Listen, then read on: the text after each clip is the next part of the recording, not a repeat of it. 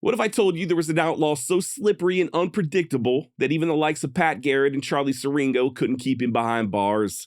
A man who outdrank, outshot, and outlasted just about every lawman and bounty hunter of the Old West, only to then vanish, leaving behind nothing but a trail of rumors. Join me today as we discuss lesser-known bandit Dan Bogan. Born in Alabama and raised in Texas, Bogan escaped a hangman's noose at the tender age of 21. He'd go on to be arrested several more times for everything from horse theft to murder, and even receive a total of 2 death sentences, but he always managed to escape. His last disappearing act occurred in the fall of 1887, and to this day, nobody can say for certain what became of him. Was Dan Bogan shot dead in Mexico? Did he break his neck right in Bronx, somewhere in the Southwest? Or did he live out his final days as a prosperous rancher down in Texas? Stick around and find out. My name's Josh, and this is the Wild West Extravaganza. Yeehaw! Daniel Bogan was born in Alabama sometime around the year 1860. And per usual, there's not much else known regarding Dan's early life. What else is new, right? Now that said, we do know that his father died when he was still a young child, and that his mother Dora moved the kids to Texas at some point in the 1870s.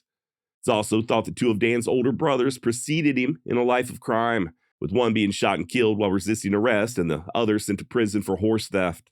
As to how true that is, I'm not entirely certain, but I do know that Dan would have his own little brush with the law in May of 1881. That's when he and his buddy Jack Kemp went on a little rampage over in the town of Hamilton, just going from saloon to saloon and getting more and more belligerent with each drink, to the point that Dan was actually bragging that he could whip any man in town.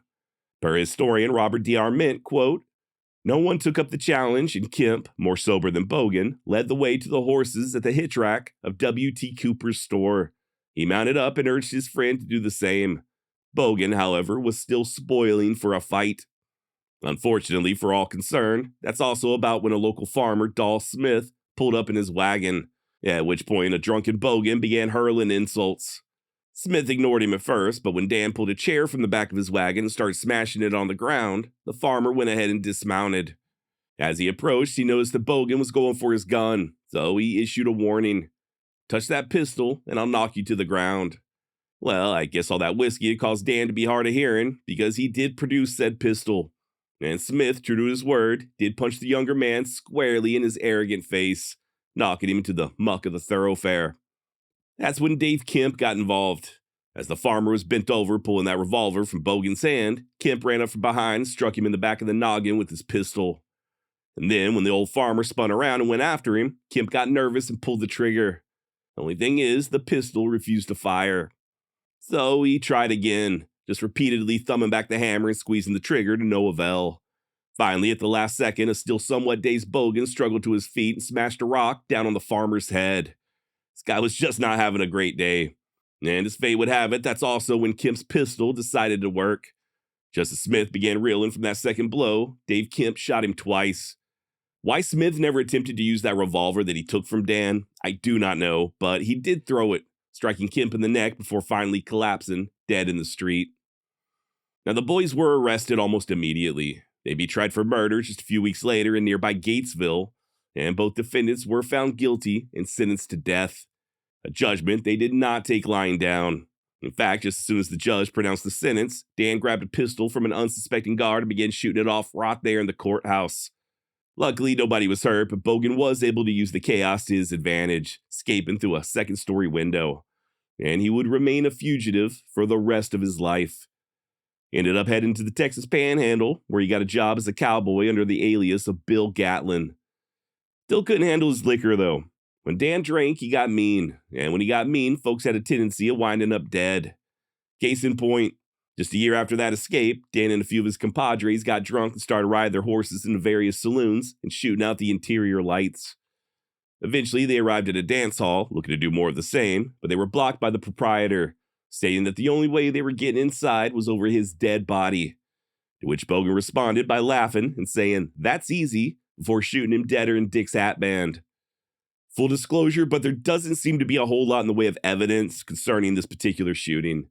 I don't know when or where it occurred, other than possibly in the Texas Panhandle at some point in 1882. And I also could not determine the name of the man who Bogan allegedly murdered. I'm not saying that it didn't happen. All I'm saying is there's not much in the way of evidence. And by the way, drunken proclivities notwithstanding, Bogan did seem to maintain a pretty decent reputation amongst his fellow cowboys. Not only were they not overly concerned with his occasional indiscretions, but they also weren't nosy when it came to his background. To once again quote Robert D. Arment, many of the cowpunchers working the ranches of the district had dark and unsavory pasts, and few questions were asked of a newcomer. Even the general manager of the big LX ranch, W.C. Moore, was known as Outlaw Bill, and it was common knowledge around the campfires that he was wanted for murder in California and Wyoming. Gatlin, aka Dan Bogan, fit in well with these tough cowmen. End of quote. Now, be that as it may, there was trouble brewing there in the Panhandle. You see, by the early 1880s, many of the western cattle ranches had attracted big money investors from back east and even as far away as Europe. And with these new owners came some very unpopular changes. I'll give you a for instance. Back in the day, it was fairly common for cowboys to take out part of their wages in newborn calves. They were also allowed to brand mavericks and even run small herds of their own on their boss's land.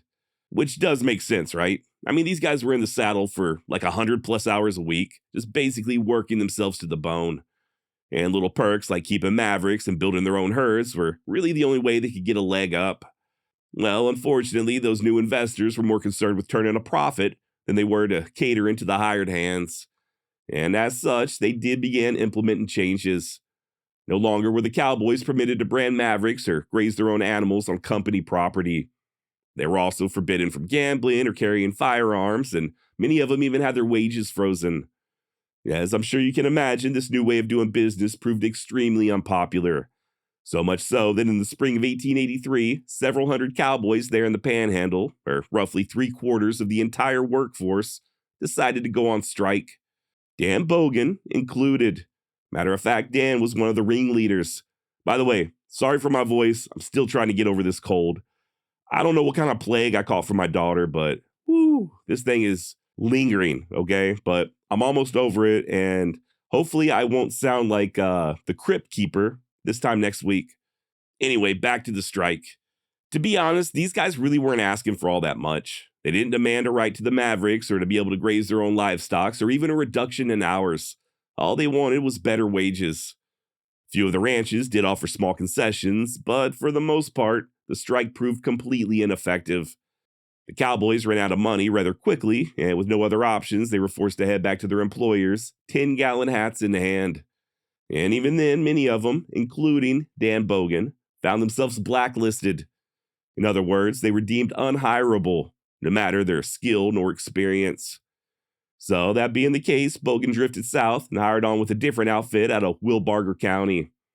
And despite proving himself to be a top hand, at one point even turning a stampeding herd all on his own, Dan did still have a penchant for getting drunk and causing trouble. Story goes that once the herd got to Dodge City, he and the boys went on a spree that was so wild that one of them got shot dead by then Marshal Jack Bridges. No word on Bogan's involvement, but he certainly didn't waste any time in getting the hell out of Dodge. And for whatever reason, he decided to head straight back to the Panhandle.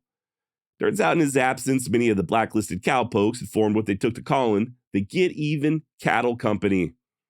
I go more in depth on this in the series I did on Pat Garrett a few years ago, but these guys really were causing a lot of problems for the big outfits. Fences were cut, pastures were burned, and livestock was stolen. And just as soon as Bogan returned from Dodge City, he was right there with them. Hell, these boys were so good at altering brands that the only way you could tell is if you skinned the cow and turned the hide inside out.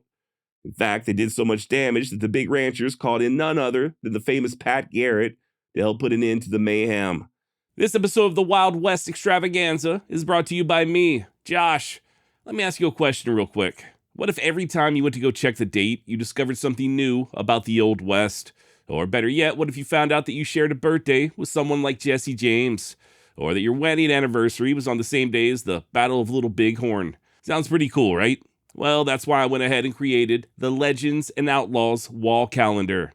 And no, this is not just some boring calendar with the show's logo plastered on it.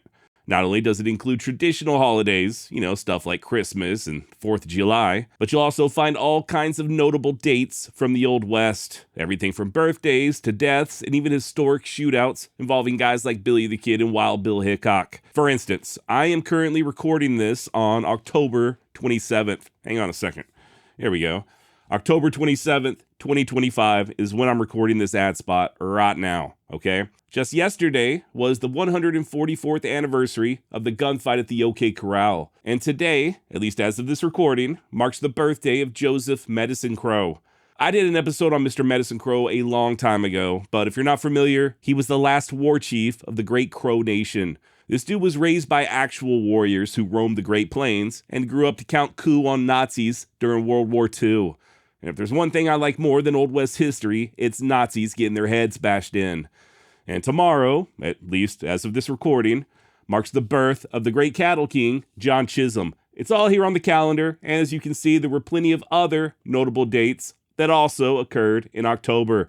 Everything from the Daltons getting wiped out over in Coffeyville to the death of Richard Two Gun Hart. Remember him, Al Capone's prohibition agent brother? And even the day that Tom Tobin delivered the head of Felipe Espinosa. It's all there on the calendar. But wait, there's more. Each month also features a different full-page historical photo. And yeah, the photos are different for every single month. We got everyone from Billy the Kid to Judge Roy Bean, and even my own personal favorite, Sitting Bull wearing sunglasses. Okay, so if you're tired of boring wall calendars and you want to surround yourself with all the gunslingers and warriors and outlaws of the American West that we normally talk about here on the Wild West Extravaganza, head on over to wildwestcalendar.com and secure a calendar, or 2 or 3. I really do think this is a great gift for any history buffs in your life, or Western fans, or just anyone who appreciates a nice quality piece of art. And it's just in time for Christmas, all right? Or Hanukkah or Kwanzaa or whatever you celebrate.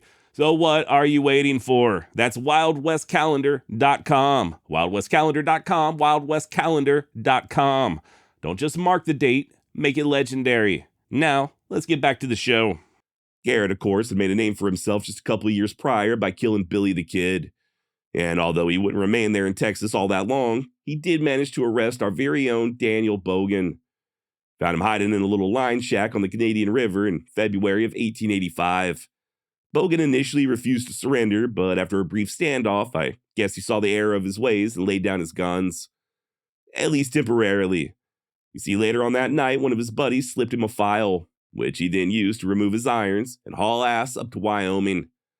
Per historian Robert D. Arment, quote, Dan Bogan, alias Billy Gatlin, again went north with the trail herd.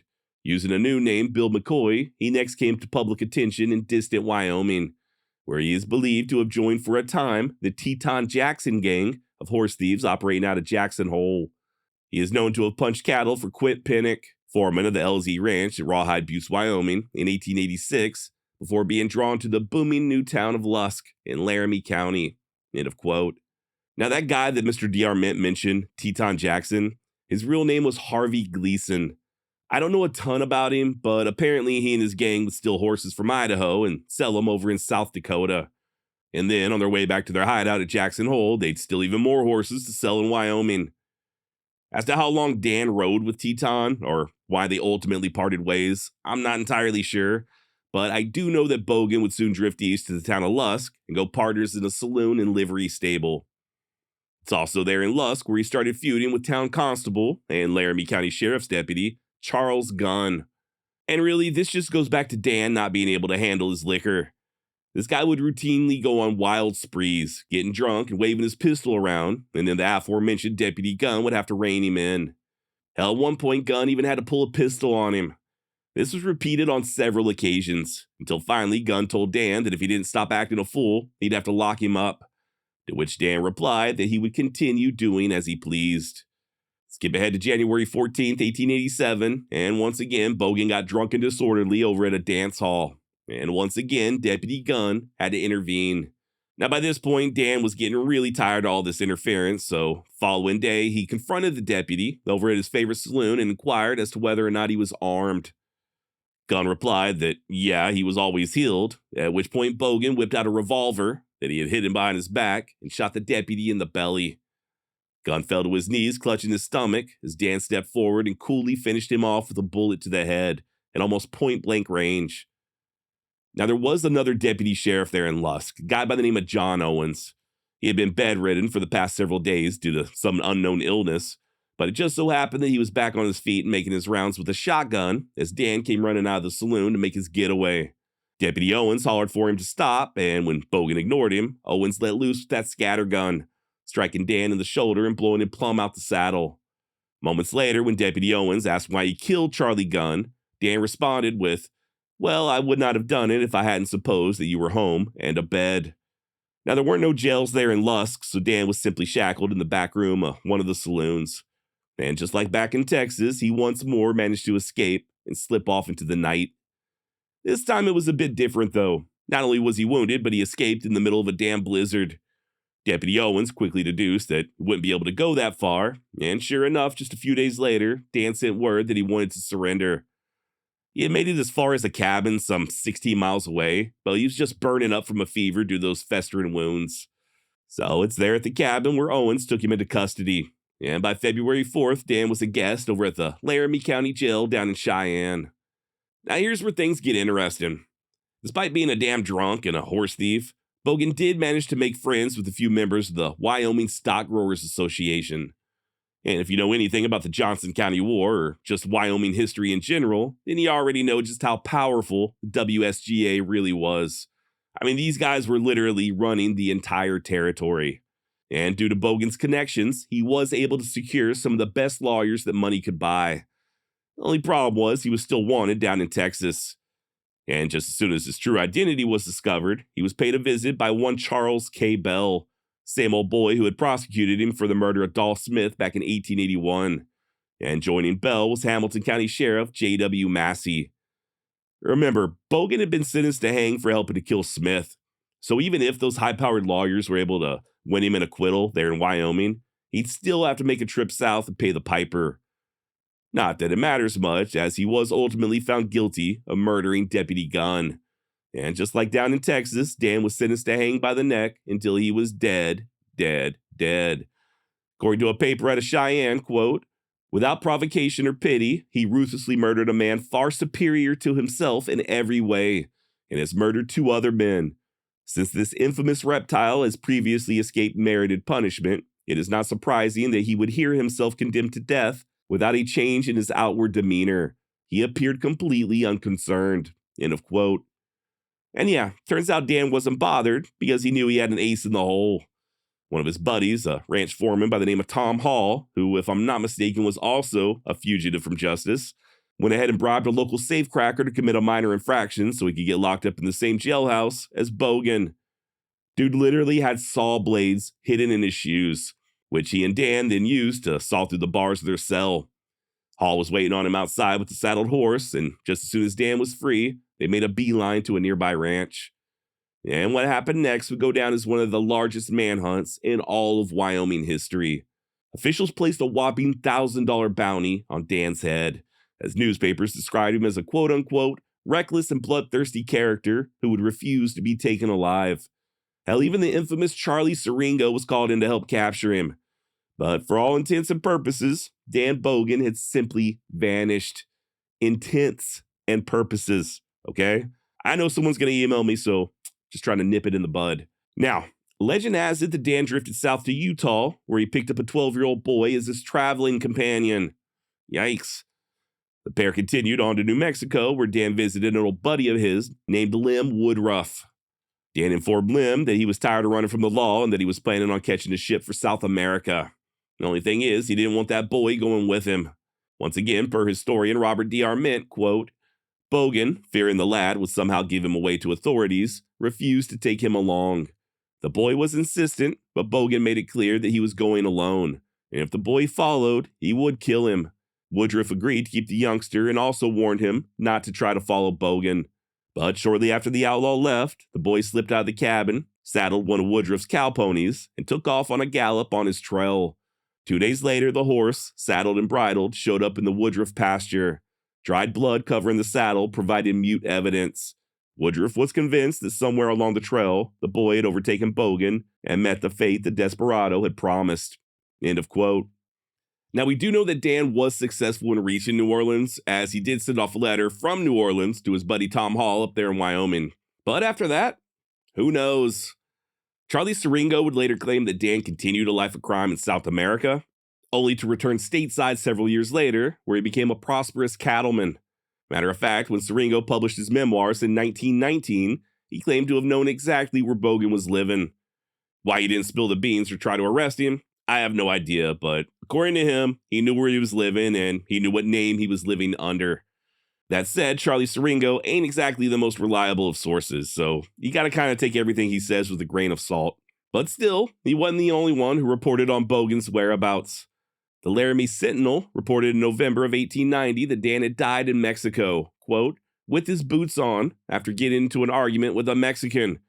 Another paper claimed that he was bucked from a horse in New Mexico in 1907 and that he broke his neck.